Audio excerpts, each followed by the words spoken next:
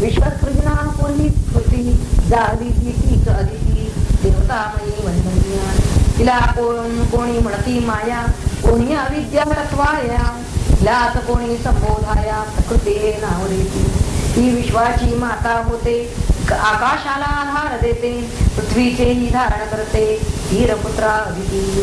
ही अधिष्ठात्री ऋताची, रक्षणकर्त्री सर्वांची, मार्गदर्शक होते साची, साधकांना अदिती. अक्षय प्रकाशाची स्तुती, तिच्या आदरे करी स्तुती, गौ ऐसे ही संबोधिती, इच्छापूर्तीसाठी लावी. दक्ष कन्या म्हणती कुणी, कधी म्हणती दक्ष जननी, महान माता गौरवानी, मानितीला स्तोत्यांची. मातृत्वाची भावना तिच्यामुळे घे मूर्तपणा, करीती जकडे याचना, प्रकाशाची वेदद्रष्टे. कोणी म्हणती विष्णुपत्नी, कोणी म्हणती त्याची जननी, अरे या हिच्याच पासून 12 आदित्य जन्मले. देवगणांची हीच माता, यज्ञावरीची सत्ता, शोधून या पाहू जाता, हिच्या रूपाचा सीमा नसे.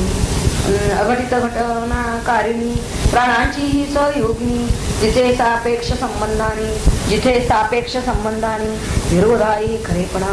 कोणी थोर सन्मती, मानिती या आदिती प्रती, परब्रह्माची निर्मिती, हिरण्यगर्भाच्या रूपाने. शब्दारींचे करी अदन, अदन म्हणजे भक्षण, म्हणून या म्हणती जाण, अदिती ऐसे ज्ञातेला. वृत्तीरूपाने हृदयासी, राहून याही विषयासी, सेवन करते अहर्निशी, एवढे कळते जीवाते. एवंच आत्मशक्ती येथे अदिती रूपे वर्णिली जाते, हेच आहे तत्वबाते, विचारिले तू ज्या विषयी. मंत्र 8वा. अरण्योर्निहितो जातवेदा, गर्भैव सुभृतो गर्भिणी. दिवे दिवे यो जागृवद्भि, हविष्मद्भिर्मनुष्यैर्अग्निः. एतद्वै तत्. आधी अन्वय पाहूया याचा. यः अरण्योः निहिताः जातवेदाः, गर्भिणीभिः गर्भा इव सुभृतः. दिवे दिवे जागृवद्भिः, हविष्मद्भिः मनुष्येभिः, ईड्यः अग्निः. एतत् वै तत्. अर्थ बघूया. जो यज्ञात अरण्यो म्हणजे 2 अरण्यांच्या मध्यभागी, निहिताः स्थित असलेला, जातवेदाः जातवेद अग्नी. गर्भिणीभिः गर्भा इव सुभृता, गर्भिणी स्त्रियांच्याकडून जसा गर्भ त्याप्रमाणे, म्हणजे सुभृता चांगल्या प्रकारे पोचला जातो, त्याप्रमाणे योग्यांच्याकडून शरीरात चांगल्या प्रकारे पोचला गेला आहे. त्याच प्रकारे नेहमी दिवे दिवे प्रमाद शून्य आणि हविष्यानी युक्त, जागृवद्भिः हविष्मद्भिः मनुष्येभिः अशा मनुष्यांच्याकडून जो ईड्या म्हणजे स्तुत्य आहे, अग्नी तो अग्नीच. एतद् वै तत् ते ब्रह्म आहे. आता याचं स्पष्टीकरण बघूया. आता इथे एक दृष्टांत दिलेला आहे इव या शब्दाने. ज्या प्रकारे गर्भिणी गर्भाः इव सुभृता, ज्याप्रमाणे गरोदर स्त्रिया गर्भाचे काळजीपूर्वक रक्षण करतात, त्याप्रमाणे हा जो ऋत्विज आहे, हा ऋत्विज जागरूक ऋत्विज, जागृवद्भिः असं म्हणलेलं आहे त्यांनी. तेव्हा जागरूक ऋत्विज 2 अरण्यो म्हणजे 2 अरणींच्या मध्ये असणारा जो जातवेद अग्नी, त्याच दिवे दिवे म्हणजे दररोज रक्षण करतात आणि स्तवन करतात. ईड्या म्हणजे स्तवनही करतात. असा तो अग्नी म्हणजे आत्मा किंवा ब्रह्म. आता या यज्ञकर्मामध्ये 2 अग्नी 2 अरण्य कोणती अरण्य म्हणले ना त्यांनी, तर उत्तरायणी आणि अधरायणी. म्हणजे वरती रवी धरली जाते लाकडी आणि खालचा खोलगट भाग असतो तोही लाकडीच असतो. त्यामध्ये म्हणजे खालच्या लाकडी खोलगट भागामध्ये लाकडी रवीनं घुसळलं जातं आणि त्या घर्षणातून जो अग्नी निर्माण होतो, म्हणजे यज्ञामध्ये अग्नी निर्माण करतात तो असा अग्नी निर्माण करतात. उत्तरायणी आणि अधरायणी. उत्तरायणी म्हणजे ही रवी आणि खालचा अधरायणी म्हणजे तो खोलगट लाकडी भाग. तर या ठिकाणी गुप्त रूपानं असलेला जो जातवेद, कारण तो नंतर निर्माण होतो म्हणून त्याला जातवेद अग्नी असं म्हटलेलं आहे, तो त्या अरणी मंथनानं प्रकट झाला. सर्व हवीर द्रव्यांचा उपभोग करणारा आणि योगी लोकांनी ज्याला आपल्या हृदयी धारण केलेला आहे. योगी लोक जसं ध्यान धारणा या साधनांनी त्याचं रक्षण करतात.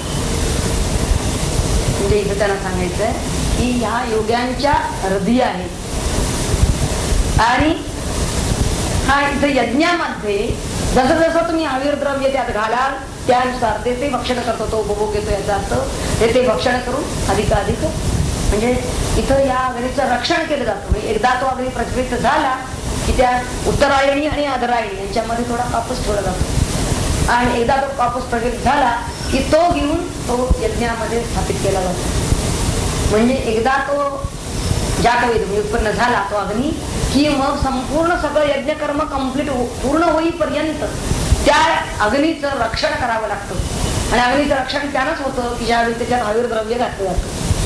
हवीर द्रव्य जसं घालत राहाल तसं तो अग्नी टिकून राहतो. तर हा शेवटचं अवभृत स्नान होईपर्यंत हा अग्नी टिकून राहायला पाहिजे यज्ञकर्मामध्ये. तेव्हा त्याला सतत हवीर द्रव्य टाकली पाहिजे. हे जसं त्याचं रक्षण केलं जातं त्याच प्रकारे योगी लोक सुद्धा आपल्या हृदयाच्या ठिकाणी ते काय करतात, याचं रक्षण करतात.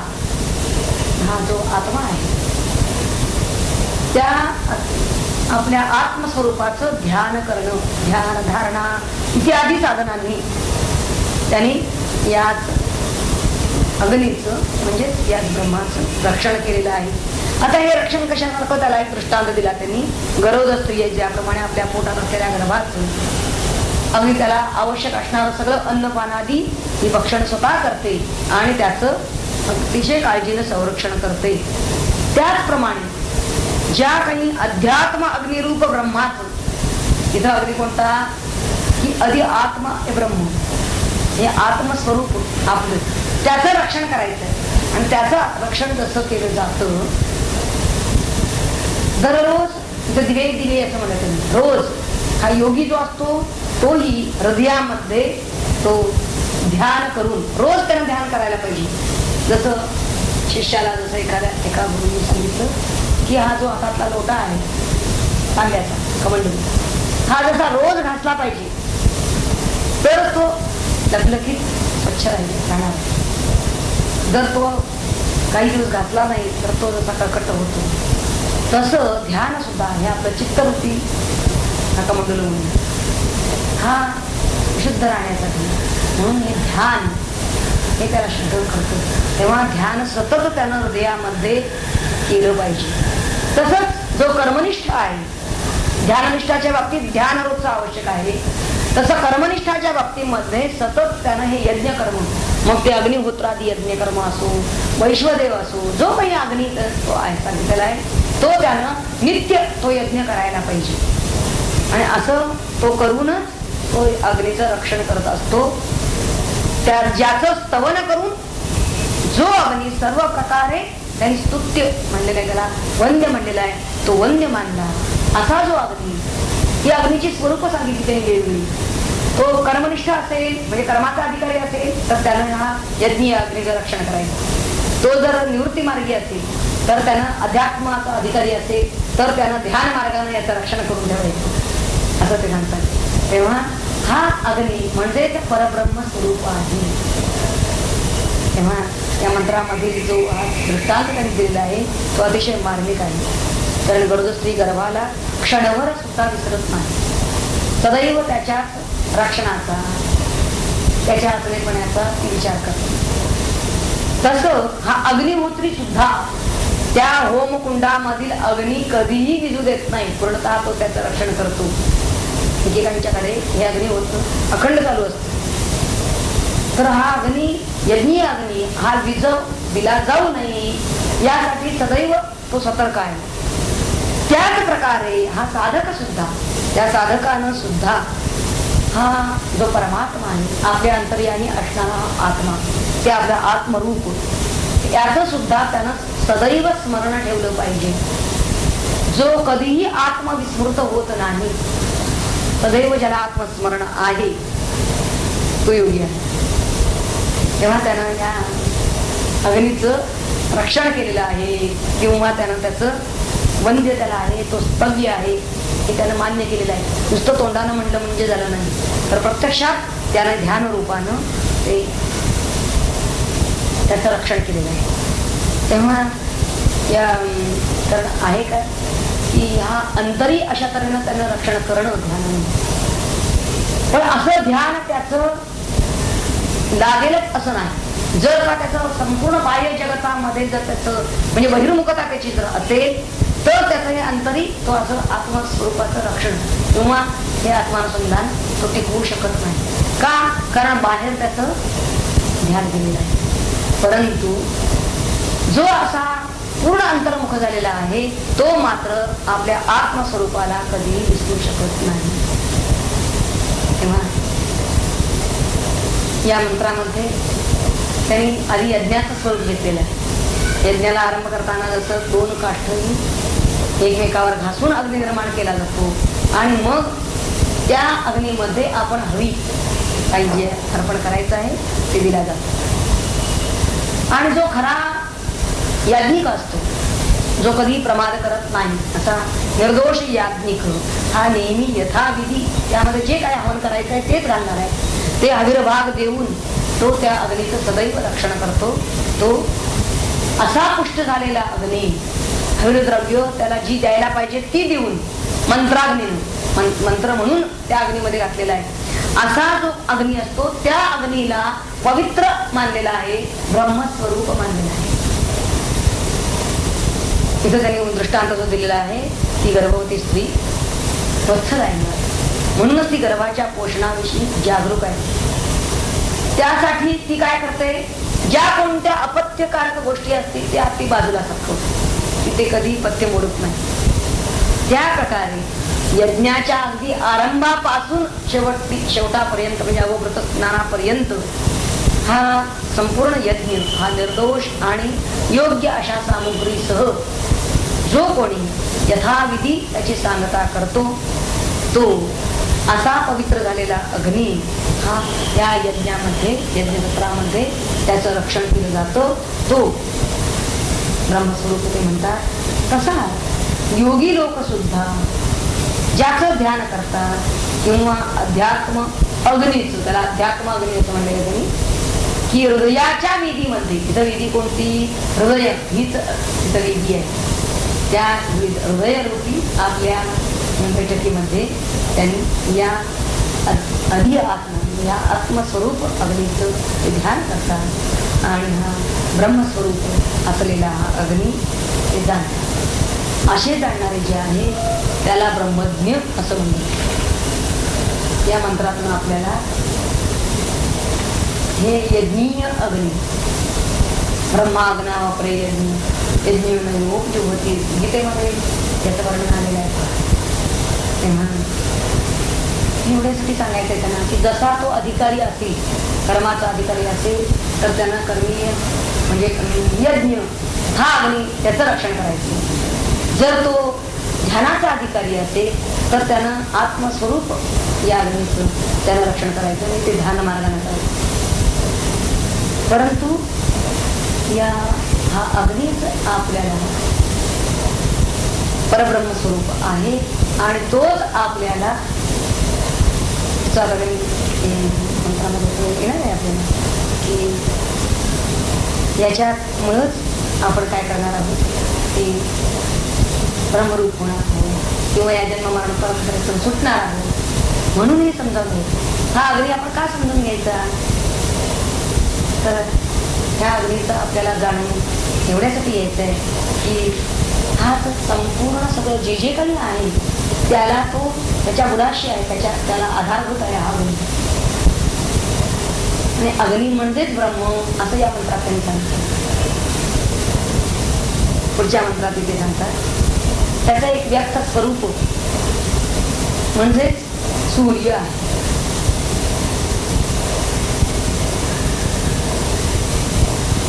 नवव्या मंत्रामध्ये त्यांनी म्हटलेलं आहे यतश्चोदेति सूर्योस्तं यत्र च गच्छति तं वेदाः सर्वे अर्पितास्तद्दु नास्तेति कश्चन एतद्वै तत्. यतः च सूर्यः उदेति च यत्र अस्तं गच्छति तं सर्वे देवाः अर्पिताः कश्चन तत् उ न अत्येति.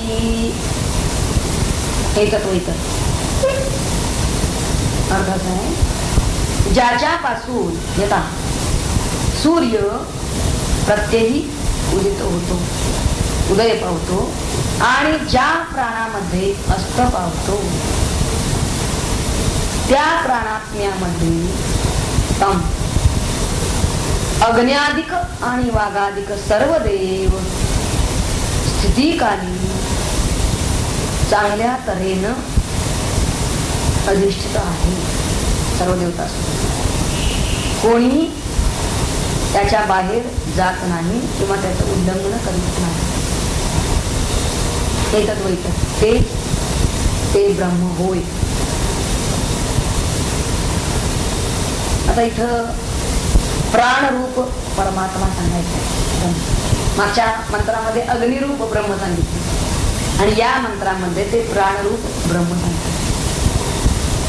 ज्या प्राणरूप परमात्म्यापासून हा सूर्य उगव पावतो आणि त्याच्या ठिकाणी अस्ताला जातो. प्रत्येक दिवशी त्या प्राणरूप अधिदैवत आणि अध्यात्म स्वरूप प्राणाच्या ठिकाणी सर्व देव ती काली प्रविष्ट होता. म्हणजेच त्याच्या सगळे एकत्र येतात, प्रविष्ट होतात. याचा अर्थ तिथेच गोळा होता. आता हे कशासारखं ते म्हणतात की जसं एखादं रथाचं चाक आहे, त्या चाकाच्या सगळ्या ज्या मध्य आऱ्या आहेत त्या सगळ्या त्याच्या चाकाच्या नाभिस्थानी केंद्रित झालेल्या असतात. त्याप्रमाणे तो प्राणही परब्रह्म स्वरूप आहे आणि हे सर्व जगत परब्रह्म स्वरूपच आहे.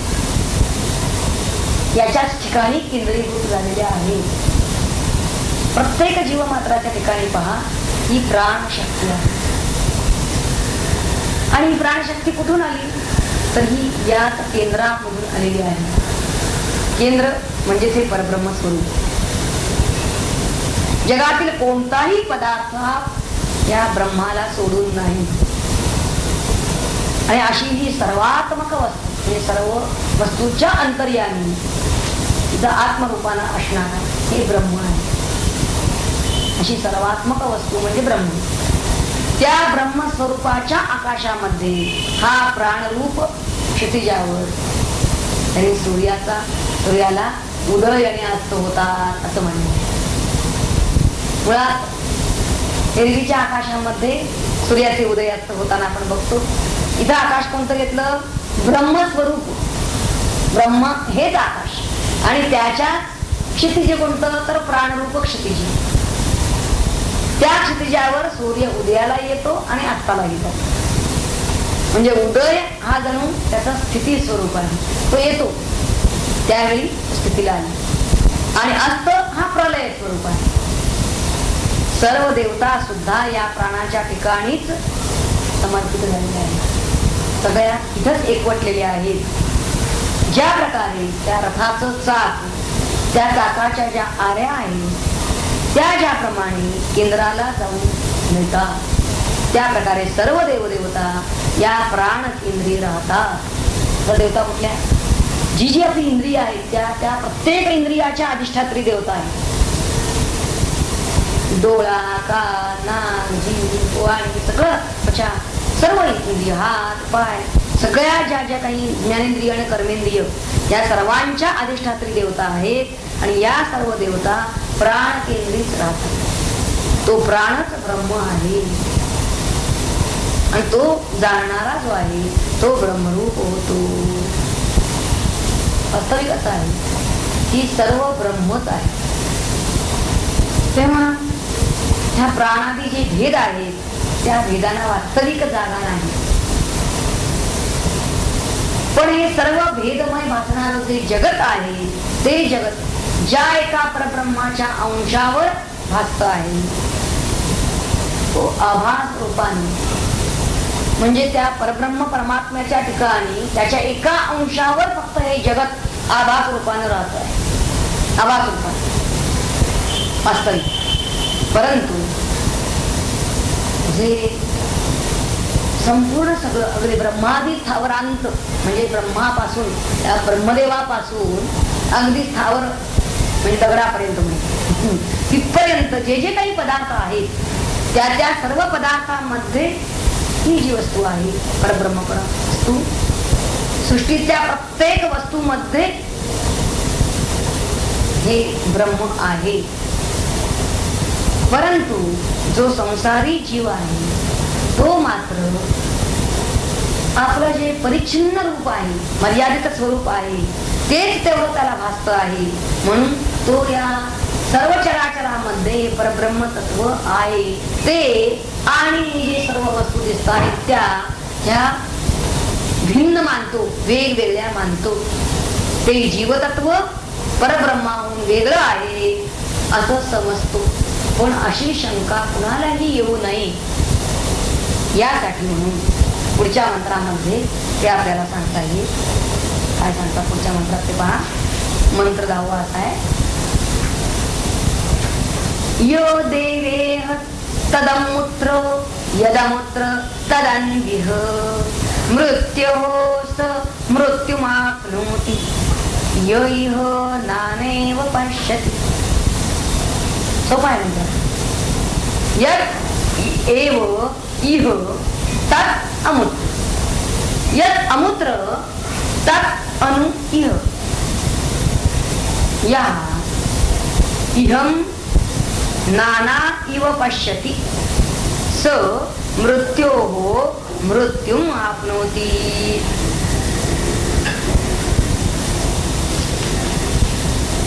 अर्थ आधी थोडक्यात बघूया. जे तत्व ज्या देहेंद्रिय संघातामध्ये भासते अत्र म्हणजे तेच त्याच्या पलीकडील आहे.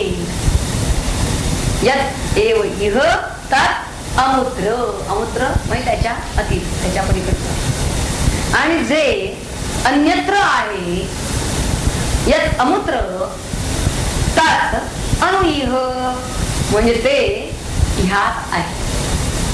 अनुइह म्हणजे ह्यात आहे. अगदी सूत्रबद्ध बोललेले आहे. जो मनुष्य ह्या तत्वामध्ये विविधता पाहतो त्यांनी म्हणलेलं आहे नाना इव पश्यति. कुठं या म्हणजे जो पाहतो तो मरणानंतर म्हणजे मरणानंतर मृत्युम आपनोती म्हणजे पुन्हा पुन्हा या जन्म मरण परंपरेला प्राप्त होतो. आता इथं त्यांना असं सांगायचंय की हे जे येथे कार्यकारण उपाधी युक्त आणि जे अविवेकी आहेत त्यांना संसार धर्मयुक्त आहे म्हणजे पुन्हा पुन्हा जन्माला येणं मरण अशासारखं वागणार स्व आपल्या शरीरामध्ये असणारं हे जीवतत्व तेच त्या जगत कारणामध्ये नित्य विज्ञान घन स्वरूपामध्ये असणार. आणि हा सर्व संसार कुठलाही त्याला त्याच्या लेखी संसार नाही म्हणजे सर्व संसार धर्म शून्य असं जे तत्व आहे ते ब्रह्म आहे. आणि जे परमात्म्यामध्ये स्थित असलेलं ब्रह्म तेच ह्या सर्व नाम रूप कार्य कारण उपाधीच्या नुसार जे जे काही भासत आहे आपल्याला या जगद रूपाने भासत आहे तेच ते आत्मतत्व आहे.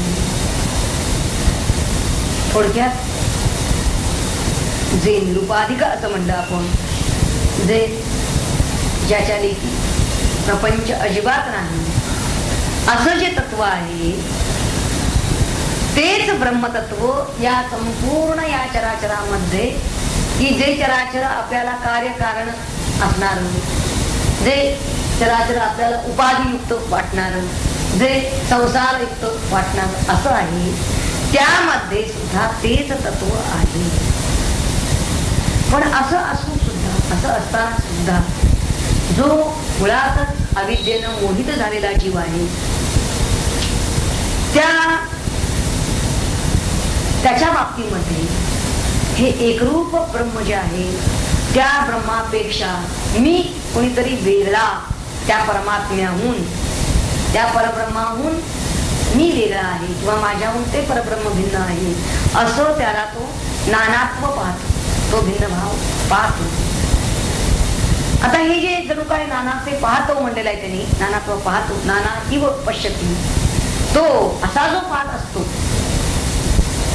म्हणजे अशी दृष्टी ज्याची आहे, भेद दृष्टी, तो एक मृत्यू झाला की पुन्हा दुसऱ्या मृत्यूमध्ये पुन्हा पुन्हा त्या मरणभावाला प्राप्त होतो असं त्यांनी. आणि म्हणून अशी भेददृष्टी आपण ठेवू नये, तर निरंतर आपण या परिपूर्ण अशा असं ब्रह्मच मी आहे अशी दृष्टी आपण ठेवावी असं त्याला या मंत्रातून सांगायचं. मुळात ब्रह्मापासून स्थावरापर्यंत सर्व उपाधींच्या ठिकाणी असणार जे जीव चैतन्य आहे ते त्या परब्रह्मापेक्षा काही वेगळं नाही. अनेक विरुद्ध धर्मांनी युक्त असल्यामुळे हा जीव आणि हे ब्रह्म यांचं ऐक्य कदाचित होणं शक्य नाही. जीव आणि ब्रह्म, जीव कसा आहे तो जन्म मरणशील आहे, तसं ब्रह्म जीव विनाशी आहे हे अविनाशी तत्व आहे. जीव चंचल आहे हे स्थिर तत्व आहे. जीवाच्या ठिकाणी संसार आहे, याच्या ठिकाणी संसार नावाला, जीवाच्या ठिकाणी उपाधी आहे, याच्या ठिकाणी उपाधी नाही. हे अविद्येयुक्त आहे, याच्या ठिकाणी अविद्येचा देश नाही. जीव हे जड आहे, याच्या ठिकाणी चित्त आहे, चैतन्य स्वरूप आहे, म्हणजेच ज्ञान स्वरूप आहे. जडाच्या ठिकाणी अज्ञान हा अंधकार आहे, याच्या ठिकाणी हे ज्ञान स्वरूप असल्यामुळे इथे जे रूप आहे प्रकाश होतो. जीव आणखी ब्रह्म यांच्या ठिकाणी मुळातच ते म्हणतात की वास्तविक विरुद्ध धर्म आहे, त्यामुळं यांचं ऐक्य संभवत नाही अशी शंका अविवेकी जे लोक असतील त्यांनाच येईल. का अशी शंका त्यांनाच येईल? त्याचं कारण असं आहे की मुळात तेच हे तत्व आहे, म्हणजे जीव चैतन्य हेच मुळात एक उदस्थ चैतन्य आहे किंवा एक आत्मचैतन्य आहे हे त्यांना सांगायचं आहे. आणि म्हणून या शंकेचं निवारण त्यांनी या 10व्या मंत्रामध्ये केलेलं आहे. ते म्हणतात जे चैतन्य जीवरूप उपाधीमध्ये आहे तेच चैतन्य अमूत्र, म्हणजे या कारणोपाधी जो ईश्वर त्याच्या ठिकाणी आहे. अमूत्र तेच आहे, त्याचा अर्थ या ईश्वर चैतन्य आणि जीव चैतन्य हे वेगळं नाही, ते याच्या ठिकाणी तेच आहे. मुळात जीव हा कार्य कारण उपाधीनं हे जीव आणि ईश्वर असं हे चैतन्य तो अविवेकी मनुष्य उपाधी भेदामुळे मानतो. म्हणजे त्या ईश्वराचा हा अंश जीव अशी तो उपाधी मानतो. देव ही उपाधी घेतली म्हणून जीव ठरला, आणखी मायोपाधी घेतली म्हणून हा ईश्वर ठरला. परंतु ते म्हणतात की हे हा भेद मुख्य जे विवेकी लोक असतील त्यांना मात्र हा भेद असत नाही. त्यांच्या बुद्धीमध्ये ते नेहमी त्यातल्या विरोधी अंशाचा त्याग करतात आणि त्यामधलं जे तटस्थ चैतन्य आहे ते एकच आहे असं लक्षात घेऊन भेद जरी वरवरचा दिसून येत असला, वरवरचा याचा अर्थ उपाधी मधला, उपाधी हे काही त्याचं अंग नाही, उपाधी हे त्याचं स्वरूप नाही, ते घेतलेली आहे. उपाधी केव्हाही घेतलेली असते, उपाधी घेतलेली असते कशा म्हणूनच तो देह पडतो ना. तो त्याने घेतलेला आहे, ते टाकून दिली उपाधी म्हणून देव पडला. परंतु जे मूळ चैतन्य आहे ते चैतन्य शेवटी एकच आहे. आणि असं हे ऐक्य म्हणजे जीव ब्रह्माचा हा अभेद म्हणूया, हा आपल्या चित्तात दृढ व्हावा, त्यासाठी त्यांनी उपाधियुक्त हा भेद त्याची या ठिकाणी श्रुतीने या उपनिषदांनी निंदा केलेली आहे. आणि आपलं मूळ कुटस्थ चैतन्य जे आहे ते आणि आपण एकच आहोत असं आपल्याला बोध व्हावा. जर का कोणी अविद्येनं मोहित होऊन त्या भेदशून्य अशा ब्रह्माच्या ठिकाणी जर भेदबुद्धी करत असेल, म्हणजे मी त्या ब्रह्माहून वेगळा आहे आणि ब्रह्म माझ्यापेक्षा वेगळं आहे असं जर कोणी मनुष्य समजत असेल, तर मात्र त्याचा हा बुद्धिगत भेद असल्यामुळे तो पुन्हा देहावर येत राहील, जन्म घेत राहील आणि म्हणून त्याला मरणही भोगावं लागेल. म्हणजे त्याच्या लेखी हा संसार समुद्र संपत नाही. हे चक्र, या संसार चक्रापासून त्याला मुक्ती नाही. नाना रूपात्मक विविध देहामध्ये जे चैतन्य आहे ते हे ईश्वर चैतन्य आणि ते हे पर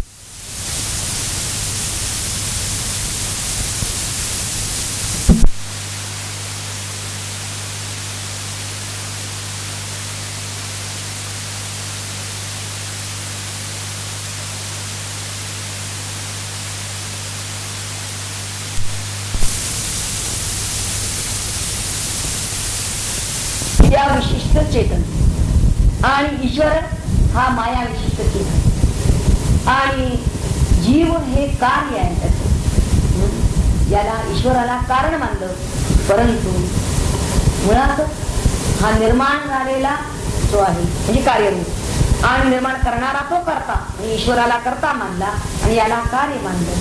परंतु ह्या उपाधीमुळे निर्माण झालेला हा भेद तो फक्त आपल्या चित्तात आहे.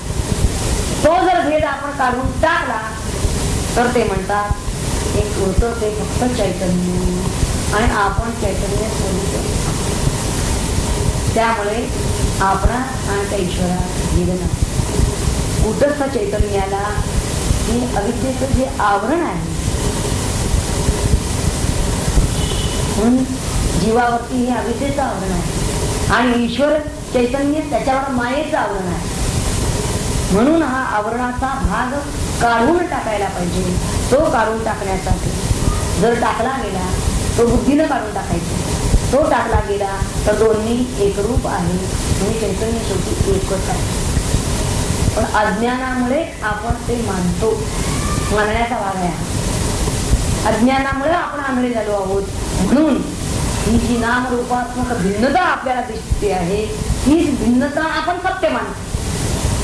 तो भेदभाव किंवा ती विविधता आपण खरी मानतो आणि तसाच आपण निश्चय करतो. असं हे वेगळं असणार असं आपण ठाम निश्चय करतो आणि असा निश्चय केल्यामुळे आपल्याला दुःख भोगावं लागतं. त्या भेदबुद्धीमुळे आपण दुःख भोगतो. मी एक जीव आणि माझ्या सापेक्ष दुसरा तो एक जीव असं आपण निराळ समजतो.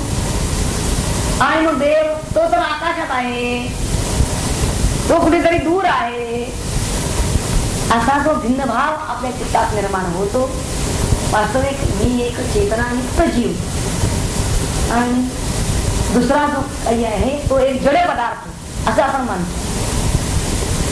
स्वतःला चेतन समजतो, त्याच वेळी आपण दुसऱ्या जड पदार्थाला आपल्याहून वेगळा आहे असं समजतो.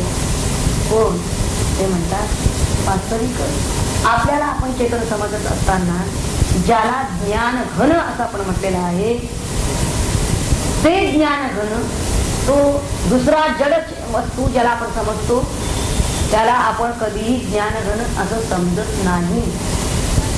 त्याला आपण चेतन कधी समजत नाही, आपण समजत नाही. त्याच्या ठिकाणी हे ब्रह्मचैतन्य आहे पण तसं आपण समजत नाही. आणि असा भेद आपण बुद्धीत पक्का केल्यामुळे आपण या जन्ममरणाच्या फेऱ्यातून सापडतो.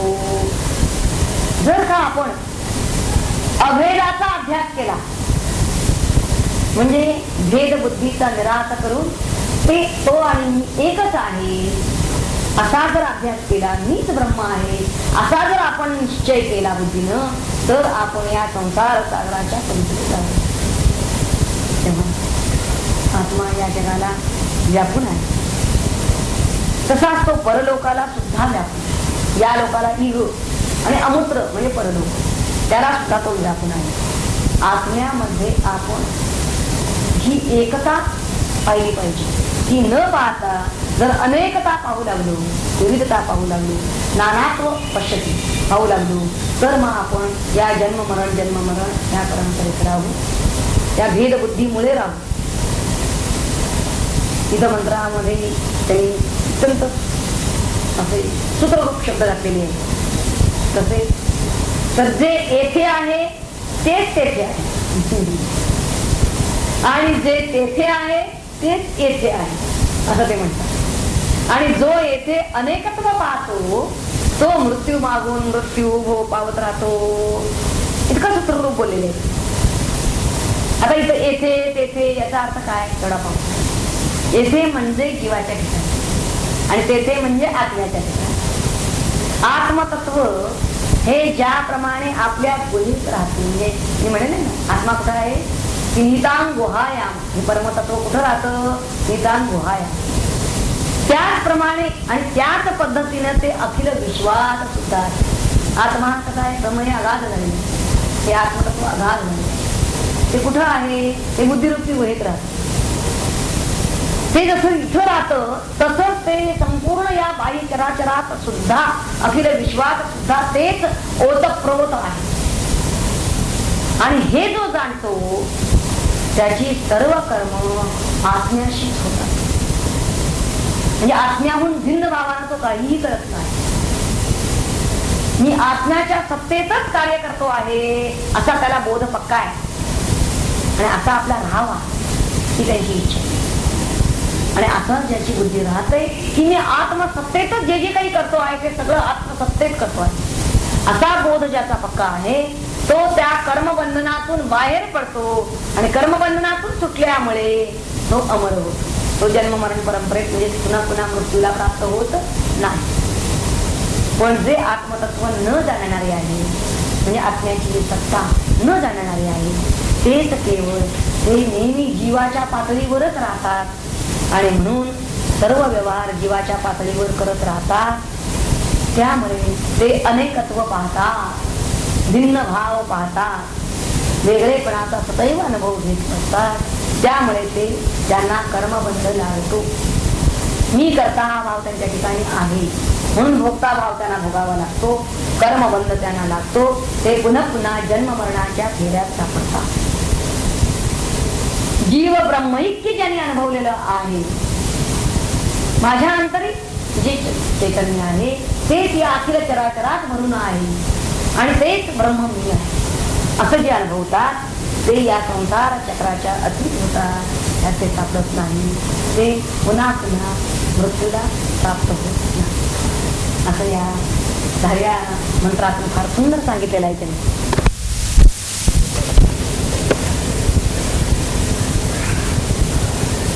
मनसैवेत्माप्तम्यं नेहनानास्ति किंचन मृत्युस्तमृत्युं गच्छति यो इह नानेव पश्यति. मंत्राचा अन्वय असा आहे, मनसा एव इदम आप्तव्यम इह किंचन नाना न अस्ति. या इह नाना इव पश्यति सा मृत्योः मृत्युं गच्छति. अर्थात काय, मनसा एव इदम आप्तव्यम म्हणजे हे ब्रह्म मनसा शुद्ध मनाने आप्तव्यम मिळवायचं आहे. इह किंचन नाना न अस्ति. इह म्हणजे यामध्ये किंचितही नानात्व नाही, भेद नाही, त्याहून काही वेगळं नाही. या आणि जो इह यामध्ये नाना इव पश्यती, नानात्व पाहतो, सा तो मृत्यो मृत्युं गच्छति म्हणजे मरणानंतर पुन्हा मरण, म्हणजे मरण परंपरेमध्ये तो पडतो, त्या मरण परंपरेला तो जातो. कठोपनिषद चतुर्थवल्ली मंत्र 11. त्या अखिल विश्वामध्ये एका परमात्म्याचीच सत्ता आहे आणि तोच सर्व चराचरामध्ये भरून आहे, त्याच्याहून अन्य दुसरं काहीच नाही. हे खरं आहे, परंतु हा आपल्याला अनुभव यायला पाहिजे, आपल्याला हा प्रत्यय यायला पाहिजे. आणि हा प्रत्यय येण्यासाठी आपलं अंतःकरण जे मन ते आधी शुद्ध, नंतर सूक्ष्म विशाल व्हायला पाहिजे. जे जे काही घडत आहे ते सगळं भगवत इच्छेनं घडत आहे अशी आधी मनाची जाणणा व्हायला पाहिजे. आणि मी भगवंताचा आहे अशी जर मनामध्ये जर वृत्ती आपल्या मनाची जर अशी बांधली, मी भगवंताचा अशी वृत्ती जर मनाची बांधली, तर जगामधील जो नानात्व किंवा भेद जो प्रकृतीला येतो आहे तो येत नाही. म्हणजे आधी त्याची मनाची धारणा काय व्हायला पाहिजे, या जगामध्ये एका जे जे घडतंय ते परमात्म्याच्या इच्छेने आणि मी कुणाचा आहे, मी भगवंताचा आहे अशी वृत्ती जर अंगी बांधलेली असेल तर त्याला हे भेद जे आहेत ते भेद प्रत्ययाला येत नाही. मग एका भगवंताचाच प्रत्यय त्याला यायला लागतो. अखिल चराचरामध्ये भगवंतच आहे असा अनुभव त्याला यायला लागतो. म्हणजे तो नानात्वामध्ये म्हणजे विविधतेमध्येच एकत्व पाहायला लागतो. पाहणं याचा अर्थ त्याच्या अनुभवाला येणं. आणि असा जर एकत्वाचा प्रत्यय त्याला येत नसेल तर तो त्याचा मृत्यू आहे असं म्हणतात. म्हणजे नानात्वामध्ये विविधतेमध्ये एकत्व ज्याला पाहता येत नाही, त्या एकत्वाचा म्हणजेच आत्मत्वाचा प्रत्यय ज्याला येत नाही, त्यामधलं जे शाश्वत आहे त्या शाश्वताची अनुभूती ज्याला येत नाही, याला त्याचा मृत्यू असं म्हणलेलं आहे. या मंत्रामध्ये त्यांनी पहिल्या चरणामध्ये मनसा एव हे जे ब्रह्म आहे, इदम म्हणजे हे ब्रह्म आप्तव्यम ते प्राप्त करून घ्यायचं आहे, मिळवायचं आहे, संपादन करायचं आहे. पण या परमात्मा प्राप्तीचं साधन त्यांनी मनसा एव मनच आहे, अंतःकरण हाच परमात्मा प्राप्तीचा उपाय आहे हे सांगितले, साधन आहे ते. आता या मनाचंच आपल्याला उन्मन करायचं आहे आणि ते उन्मन जरी करायचं असलं तरी सुद्धा आधी ज्या स्थितीत ते मन आता आहे त्या स्थितीत त्याचं उन्मन होणं शक्य नाही. म्हणून त्या मनाला आपण आधी सुसंस्कारित करायला पाहिजे, त्याला नियमन लावलं पाहिजे, त्याला नियंत्रित केलं पाहिजे विशिष्ट दिशेनं, म्हणजे परमात्मा दिशेनं, परमात्मा सन्मुख त्याला करायला पाहिजे. आणि असं जे मन आहे, आता मनालाच हे का सांगितलं, मन हेच आपल्या जवळ असणारं साधन आहे, त्या परमात्मा तत्वांतःकरण हेच साधन आहे परमात्मा तत्वापर्यंत पोहोचण्यासाठी. तर मनाला का सांगितलं, कारण मन एव मनुष्याणां कारणं बंध मोक्ष, कारण मन इंद्रियांचा लगाम आहे. हा नाही, मनानच ठरणार आहे की आपल्याला बंध की मोक्ष नेमकं काय मिळणार. आपण या मरण परंपरेत अडकून पडणार की या मृत्यूच्या पार होणार, हे ठरणार केव्हा, तर या मनानच ते ठरणार आहे. आणि म्हणून मनाला आपण सुसंस्कारित करायचं आहे, त्याला दिशा द्यायची आहे, त्याला नियंत्रित करायचं आहे. त्या मनाला वेद शास्त्र गुरु त्यांचं श्रवण करायला लावायचं आहे आणि पुन्हा त्या श्रवणाचं त्यांना मनन करायचं आहे, मननानंतर निधिध्यास करायचा आहे. आता हे सगळे मधले टप्पे आहेत ना, हे तिथं मंत्रात दिलेले नाहीत, परंतु ते गृहीत आहे. मनसा एव असं काही म्हणलंय, तर हे कोणतं मन, जे मन शास्त्र गुरु श्रवण केलेलं आणि त्याचं मनन करून त्याचाच निधिध्यास घेतलेलं मन असं गृहीत आहे. आणि अशा मनामध्येच आत्मज्ञान होणार आहे. आणि आत्मज्ञान झाल्यानंतर मग त्याचे सगळे भेद निरस्त होतील. म्हणजे त्यांनी जे एकदम म्हणले की त्याच्या तो नानात्व मग पाहणार नाही. नेह नानास्ति किंचन, त्याच्या लेखी आता नानात्व उरत नाही. पण केव्हा हे, ज्यावेळी त्याला आत्मज्ञान होईल. म्हणजे एक आत्माच सगळीकडे भरून आहे, आत्मा सोडून अन्य काही नाही, असं एकत्वाचा अनुभव जेव्हा तो घेईल त्यावेळी त्याच्या लेखी भेद उरत नाहीत. त्याला एकत्वाचा प्रत्यय येतो. आणि मग असं झालं की मग मात्र तो मृत्यूच्या अतीत जातो. त्याच्या लेखी नानात्व संपुष्टात येत आणि तो या जन्म मरण परंपरेतून बाजूला. पण आत्म्याच्या एकतेचा असा अनुभव येण्याच्या पूर्वी मात्र त्यानं काय करायला पाहिजे, त्यानं आधी गुरु आणि शास्त्र यांचा उपदेश श्रवण करायला पाहिजे. आपल्या मनाला सुसंस्कारित करून घेतलं पाहिजे. प्रयत्न हे आहेत ते इथं आहेत. मनसा एव एवढा एकच दोन शब्द जरी वाटत असले आपल्याला तरी त्यातच खरं खरं म्हणजे या मंत्राची कीर्ती आहे. अशा संस्कारित झालेल्या मनानं हे जे सगळे अखिल भेद आहेत ते कल्पित आहेत. त्या मनानच निर्माण केलेले आहेत ते भेद. तेव्हा या कल्पित भेदांची, जसं तो कोळीकिडा आपल्या शरीरातून काय करतो, धागा काढून कोश निर्माण करतो आणि त्यातच स्वतःच अडकतो, तसं मनच कल्पित भेद निर्माण करतं आणि त्या कोशामध्ये ते मनच अडकलेलं आहे. तेव्हा कल्पित भेदांची निवृत्ती कशानं होईल, तर या सुसंस्कारित झालेल्या मनानं. आणि मग ती निवृत्ती झाल्यानंतर मी ब्रह्म आहे असं ज्ञान त्याला प्राप्त होईल. आणि असं ज्ञान आत्मसात झालं की संपूर्ण अविद्या निवृत्ती, अज्ञान निवृत्ती झाल्यामुळे त्याच्या बुद्धीमधील अखिल भेद निरस्त होतील, नाही ते होतील. आता भेद कुठले आहेत आपल्याला माहिती आहे.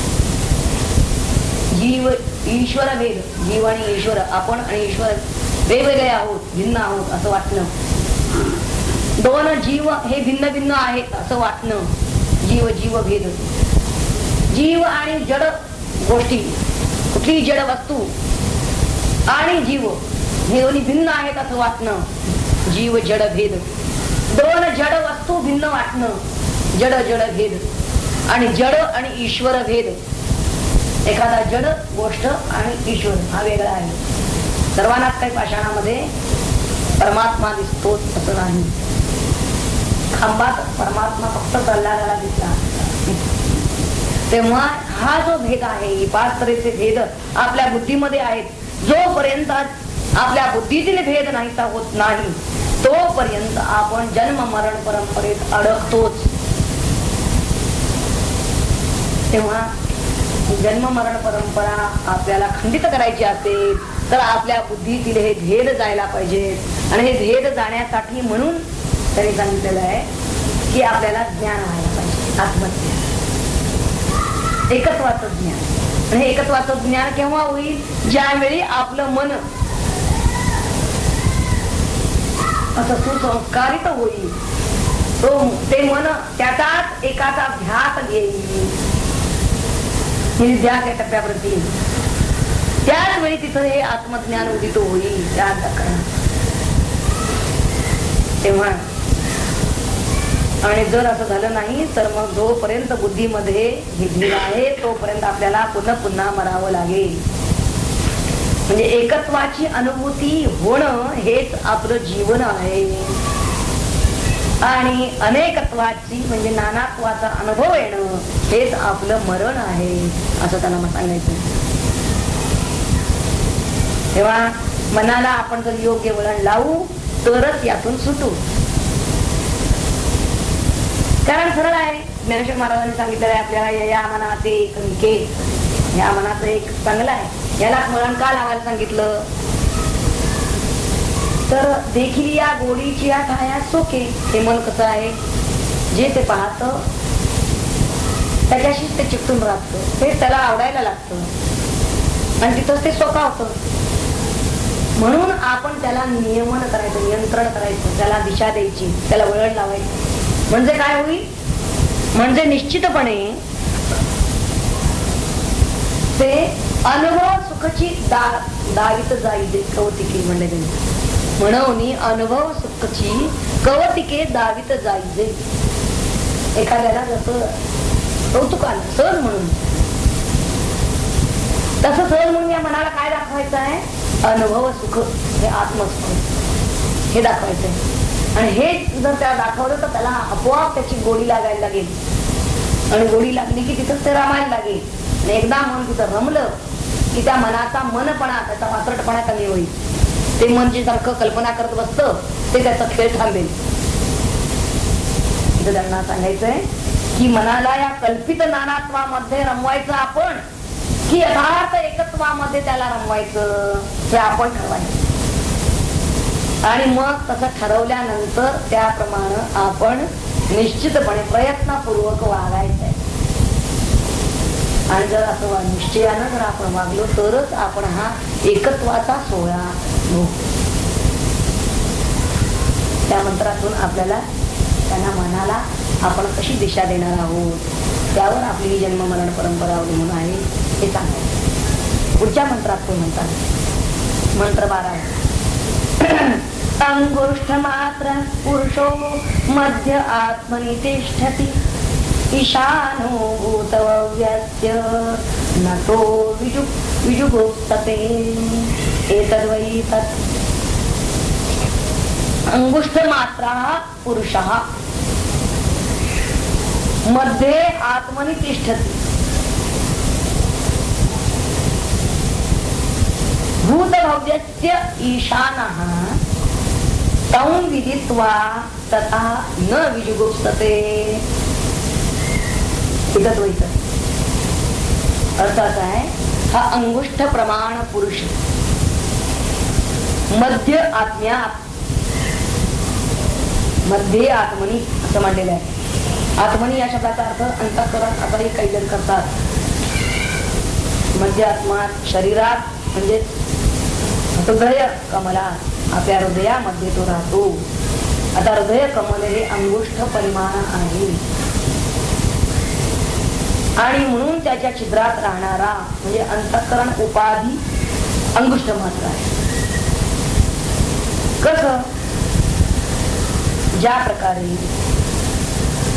आकाश हे अंगुष्ठ परिमाण असतो त्याच प्रकारे ते म्हणतात तो पुरुष सुद्धा आता इथं एक परिमाण, वास्तविक तो पुरुष कसा आहे, अपरिमेय आहे, त्याला काही मोजता येणार नाही. मग तरी सुद्धा त्याचं अंगुष्ठ परिमाण का सांगितलं, अंगुष्ठ मात्र आहे. तो परमात्मा किंवा तो आत्मा अंगुष्ठ मात्र आहे असं इथं सांगितलेलं आहे. त्याचा विचार जरा करायचा आहे. पुढे त्यांनी म्हणलेलं आहे भूतभव्यस्य ईशानः, म्हणजे भूत आणि भविष्य या सर्वांचा तो ईशान आहे. ईश म्हणजे नियंता. तं विदित्वा त्याला जाणून, तथा न विजुगुप्सते आपलं म्हणजेच आपल्या देहाचं सुद्धा रक्षण करण्याची त्याला मग इच्छा राहत नाही. देहाची सुद्धा तो फिकीर बाळगत नाही. असा जो जाणणारा असतो तो एकदा परमात्म्याला जाणलं आणि तो परमात्माच मी आहे म्हणलं की त्याचं देहतादात्म्य सुटलं आणि देहतादात्म्य सुटल्यामुळे तो देहाची पर्वा करत नाही. नचिकेताने विचारलेलं हेच ते ब्रह्म होय, एकद्वैत.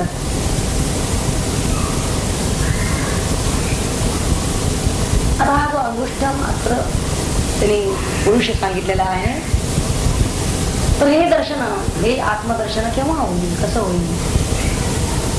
योग्यांच्या हृदय, आता त्यांनी म्हणलेलं आहे हृदय कमलामध्ये दर्शन होतं.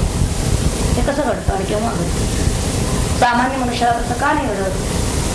तर एक तर सामान्य मनुष्याच्या वासना आहे आणि जोपर्यंत वासना आहे तोपर्यंत चित्त कसं आहे, मलिन आहे.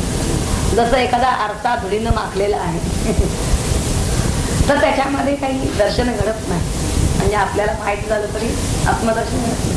कसं आहे, अंतःकरण रूपी हा अर्थ जोपर्यंत वासनेनं मलिन झालेला आहे तोपर्यंत त्यात आत्मदर्शन घडणे शक्य नाही. आणि जसजशा वासना क्षीण होत जातात तसा मनाचा लय व्हायला लागतो. मनाचा लय होणं याचा अर्थच मनामध्ये उठणाऱ्या एरवी बघा सतत वृत्ती उठत असतात, काही ना काहीतरी कल्पना विचार उठत असतात, पण हळूहळू कमी कमी व्हायला लागतात. वृत्ती उठणं हे हळूहळू त्यांचा वृत्तीचा लय व्हायला लागतो, क्षीण व्हायला लागतात, मनातल्या कल्पना विराम पावायला लागतात. आणि असा मनोलय होणं, जेव्हा असा मनाचा लय व्हायला लागतो त्यावेळी त्या मनाचा जो साक्षी असतो, मनाचा साक्षी हा आत्मा आहे. मनामध्ये काय चाललेलं आहे याचं निरीक्षण जर अलिप्तपणे आपण करू लागू तर आपण साक्षी भावात गेलो असा त्याचा अर्थ होतो. म्हणजे आपण त्या मनाशी तादात्म्य करत नाहीये, मन काय म्हणतं त्याप्रमाणे जात नाहीये, तर मनापासून अलगून मनात काय आपल्या चाललंय याचा जर विचार आपण करायला लागलो तर आपण साक्षी होतो. आणि अशा या साक्षी अशा आत्म्याचं दर्शन मग त्याला घडायला लागतं. आपण साक्षीत्वानं जे राहतो, आपला जो साक्षी भाव आहे, हा साक्षी भाव हे आत्मदर्शन त्याला पुढं कसं घडतं तर आत्मा मुळातच प्रकाश स्वरूप आहे, तेजरूप आहे. आणि त्यामुळे हे आत्मदर्शन अर्थात यामध्ये त्याचं सातत्य पाहिजे आणि अखंडता पाहिजे, तसंच नित्यता पाहिजे. नित्य त्यानं हे ध्यान केलेलं पाहिजे आणि अखंड सतत केलेलं पाहिजे. असं जेव्हा असेल त्यावेळी त्याला हे आत्मदर्शन घडतं. आणि त्याचं स्वरूप काय तर त्याला आपल्या अंगठ्या एवढी एक ज्योती दिसते, प्रकाश स्वरूप तेजो रूपामध्ये तो हे आत्मदर्शन घेतो. आणि हे त्याच्या हृदय होतं, त्याच्या अंतर्यामी आज त्याला हा प्रत्यय येतो. आणि ही जी ज्योती त्याला अंगठ्या एवढी दिसते, अंतःकरणाला आपल्या संपूर्ण व्यापून टाकणारा हा आत्मा हा अंगठ्या एवढा असतो असं आपण त्याचं मोजमाप केलं, पण खरं तर ते योग्य नाही. त्या आत्म्याला असं मोजणं हे वास्तविक नाही. परंतु त्याला दृष्टांत शंकराचार्य असा देतात की ज्याप्रमाणे वेळू, एखादा वेळू आहे, त्या वेळूच्या पोकळीमध्ये आकाश शिरून ही संपूर्ण पोकळी व्यापून राहतं. आणि त्यावेळी आपण ते आकाश म्हणजे तो वेळू मध्ये असेपर्यंत तो वेळू प्रमाण असं म्हणतो. साधं घट जरी घेतलं तर घटाकाश असं म्हणतो आपण. त्या घटाला, घटाच्या आत मध्ये ते व्यापून आहे. घट म्हणजे एखादं गाडवे, त्याच्या आत जे आकाश आहे ते घटाकाश असं म्हणलं जातं. तसं वेळू का सांगितलं तर संपूर्ण आतमध्ये कसं भरलेलं आहे हे सांगायचंय. वेळू सारखाच हा आपला देह आहे. आपल्या देहात असणारा आत्मा आपल्याला जर जोपर्यंत तिथं त्याला सांगायचंय की तिथं जसं आपण वेळू प्रमाण म्हणजे उपाधीला धरून बोललो तसं ह्या देह ही उपाधी आहे.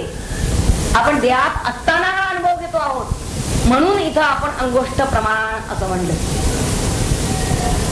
त्याचप्रमाणे हृदय रूपी विवरामध्ये हृदय विवर, मूर्धन्याकाशामध्ये हे हृदय विवर आहे. आणि या हृदय विवरामध्ये हा अंगठ्या एवढ्या ज्योती रूपामध्ये हे आत्मतत्व मूळचं ते अव्यक्त आहे, पण ते व्यक्त रूपाला येतं केवळ ध्यानानं, चालणे. आणि ते जेव्हा साकार होतं फक्त ते पाहण्याचं भाग्य फक्त ज्यांची अंतर्दृष्टी आहे, ज्ञानदृष्टी ज्यांना लाभलेली आहे, दिव्य चक्षु ज्यांना मिळालेला आहे त्यांनाच ते पाहता येईल, तोच त्याला पाहू शकतो. आता हे अव्यक्त तत्व एकदा जर व्यक्त झालं तर मग मात्र त्याचं सामर्थ्य प्रगट झालं.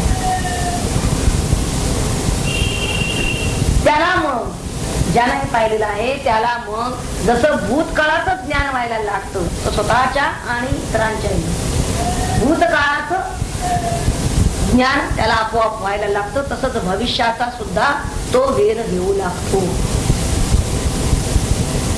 म्हणून इथं भूत भव्यस्य ईशानः असं म्हणलेलं आहे.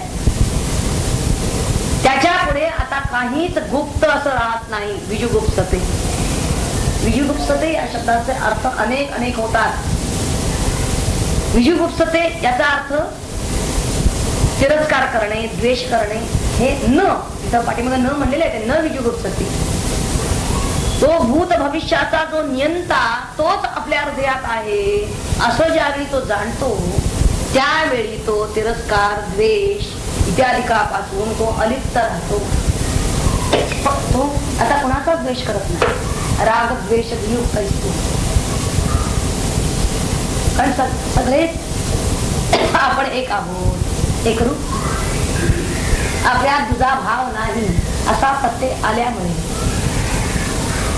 तो कोणाचा द्वेष करणार? दुसरा उरला नाही. आपण तर आपला काही द्वेष करू शकत नाही.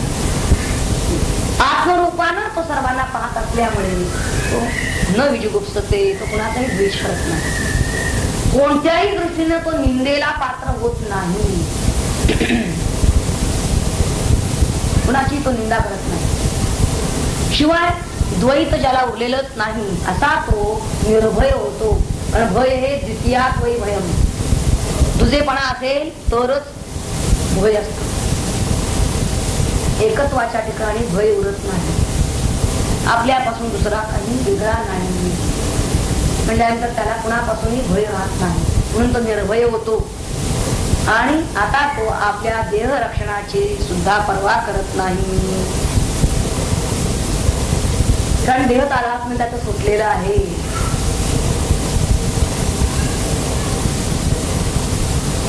या मंत्रामधून त्यांना आपल्याला हा संदेश द्यायचा आहे की आपले देह तादात्म्य सुटावं आणि आपण हे आत्मदर्शन घ्यावं. आधीच्या याच्यामध्ये मनसा येव असं सांगून त्यांनी हा ध्यान मार्ग आपल्याला, अंतरंग मार्ग आपण आत्मसात करावा आणि त्या ज्योतिरूप परमात्म्याचं आपण दर्शन घ्यावं. आणि हे दर्शन घेऊन आपण या सतत जे आपण देहाची चिंता करत असतो त्या देहाच्या चिंतेत वल्ल आयुष्य जातं. त्याऐवजी त्या देह तादात्म्यापासून आपण पूर्णतः सुटून अभयम या अवस्थेत निर्भय ही त्यांची इच्छा आहे. म्हणून या मंत्रामधून त्यांनी हा संदेश आपल्याला दिलेला आहे. याच कल्पनेला पुढे त्यांनी घेतलेला आहे 13व्या मंत्रामध्ये. अंगुष्ठ मात्र पुरुषो ज्योतिरिवा धूमकात् ईशानो भूतभव्यस्य सएवाद्य स उष्वः. एतद्वै तत्. अंगुष्ठ मात्रः पुरुषः ज्योतिः इव